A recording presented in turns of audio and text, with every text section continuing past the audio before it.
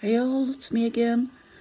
And I'm trying to figure out what this whole spoon thing is. It's not that I'm not aware of the theory, and it's not that I do not understand it. It's just I'm not sure yet what kind of impact it could have on me, my life, and how I'm working with it. So I recently talked with my therapist about this spoon thing and a general approach to how in the future I could measure my energy level and what I'm doing. We talked about spoons. We talked about pie charts. Like, let's assume I have a full pie for the day. Once I'm slicing a piece of that off, I only have so much pie left. So how do I organize myself in order to prioritize things correctly? So no matter how you measure it, there's the general idea behind that people like me only have a certain amount of energy for the day and that we need to be economic with it. And I completely understand that. I'm just starting to relate to that idea. The thing is, I don't know yet how I'm supposed to know in the beginning of the day how much energy I'm going to have for the day. Let me make a comparison between 2 days. The day that I film my chores day, where you saw me in the car, that was a high energy day, probably not the highest energy possible. And this is obviously a bad hair day. Probably not the highest energy possible, but when I got up in the morning, I had a very distinct feeling already that I knew this was going to be a day where I can get a couple of things done. After all, that's why I chose to do so many things, fully acknowledging the fact that the day after, which is today, I'm probably going to be a complete wreck. When I got up this morning, I had a feeling as well that I could be accomplishing a couple of things, but it took a different turn. So already early on in the day, a couple of things happened that gave me those aggressive little micro signals that something was not going to be good about the day itself. So you could say what you want. Stepping into something wet with socks on is for me a complete disaster, and probably it's even how should I say that? It's a very typical thing that people often ascribe to ADHD or autistic or both people, like stepping into something with the sock and it's wet. It's probably, yeah, no, I just can't. And the next thing I remember is when I was doing the dishes, then I started dropping things repeatedly. So there was this one thing that just kept falling back into the sink, even though I tried to place it very carefully on the counter, and it happened again and again. And by that time I was into the day only half an hour, it was already tugging on my nerves pretty badly. So, and I noticed also that I had an onset of back pain, not a very strong one, but a slight one, like 5 or 10 minutes into the dishes. So yeah, I'm doing the dishes by hand because I do not have any other possibilities. But what I'm really trying to say here is these were sort of micro signals that probably this was not going to be the best day of the week. And I'm still trying to figure out for myself how to read these signals, because at the beginning when I woke up, both days were pretty similar. I felt a little refreshed, probably not the most fresh you could feel after waking up, but I generally do not always feel very, very refreshed when waking up. That's just me having not the perfect sleep that I could probably get, even though I'm trying hard. And even though it's gotten already a little bit better, but in both cases I had the impression, yeah, the day could be going well. In the first day case where I did my chores, in terms of spoons, I would have given this day a 5 out of 5, would totally recommend, would buy again.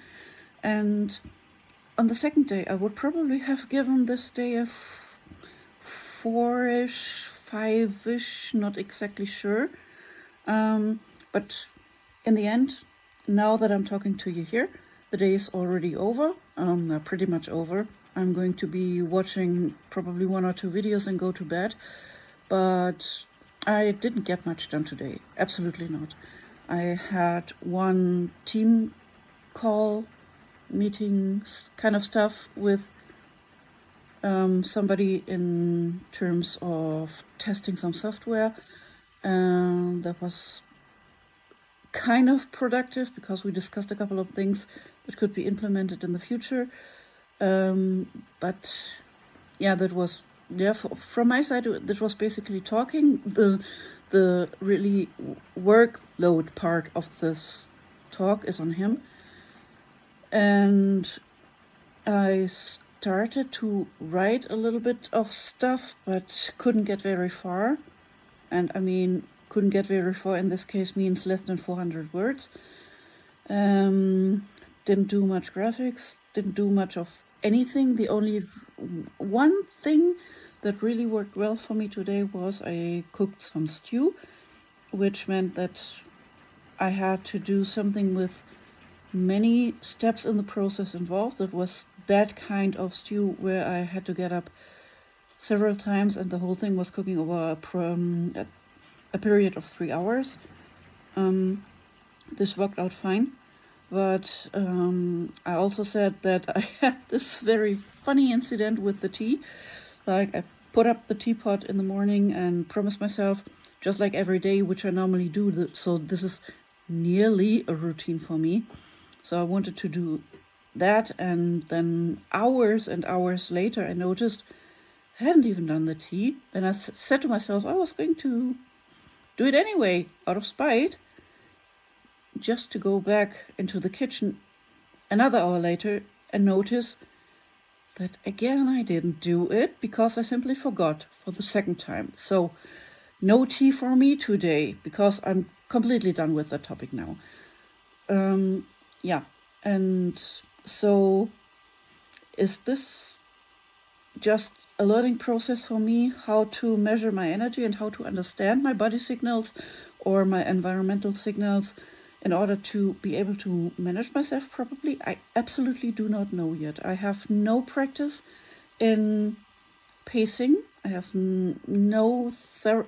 I've had no therapy sessions about that. We're only starting with that one as of yesterday, and I'm pretty uncertain about how I'm going to do this, or how I'm even supposed to be able to do that. Not in order to complain, absolutely not. I really want to do that.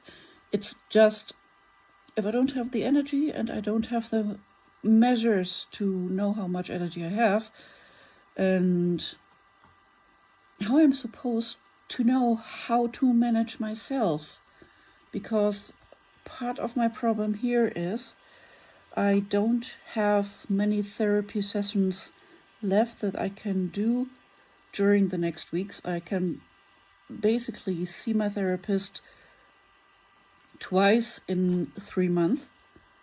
That's all I can do right now.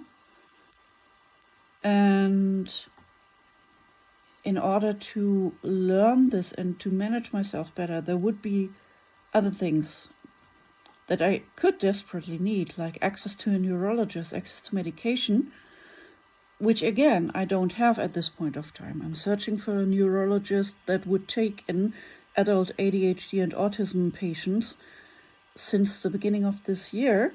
And even my PD is already involved in this, and calling and faxing doctors that she's normally working with, and which haven't even responded so far.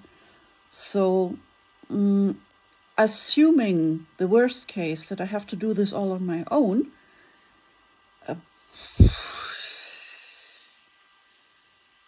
how? I have no clue.